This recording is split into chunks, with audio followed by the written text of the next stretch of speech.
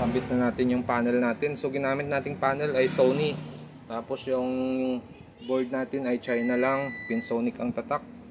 So dahil Sony ito, hindi magkatugma yung ating LVDs. Dahil wala naman tayong LVDs na pang Sony to China. So ginamit natin yung ganitong LVDs.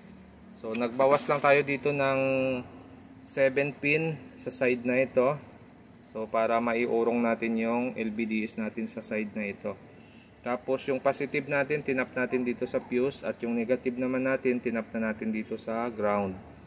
Yan ang setup natin. So tatandaan nyo lang yung pin dito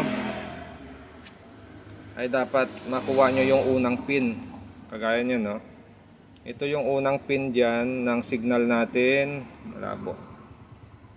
Yan, ito yung unang pin ng signal natin. Dapat tatapat yan dito sa ating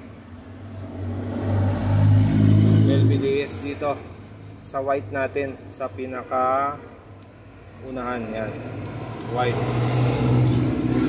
Yan yung tatapat ng pin na ito. Yan. So dapat tester nyo yan, titingnan nyo kung tama yung circuito.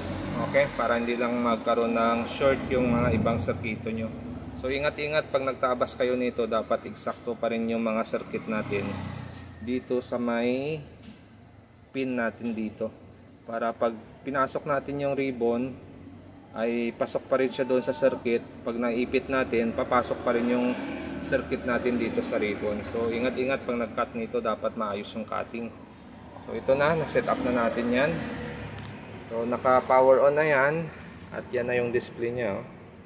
So nung sinalpak natin to, wala na tayong binago sa mapping, sa mirror, wala na, okay na siya. Swak na yung ating panel sa program ng ating board. So okay siya, no? So kung kabisado nyo lang ito at ma-master nyo na kung paano mang set up ng ganitong design or ganitong step, ay madali na lang sa atin yan.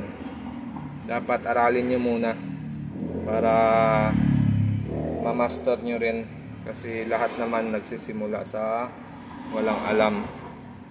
Kailangan lang natin matuto, no? Yan, no? Okay siya. So pag-aralan nyo rin para at least may tips kayo, may guide kayo, hindi na mahirap i-actual yung mga ganito, kasi nga mayroon na kayong nakitang ganito. Pag-aralan nyo lang kung tama ba yung connection, tama ba yung ginagawa nyo. So dagdag kaalaman. Okay? So yan, no? Pwede na ito. Sasarado lang natin to, tapos okay na ito. So kung bago lang kayo sa aking YouTube channel, huwag kalimutan mag-subscribe. Sa susunod ulit natin na video,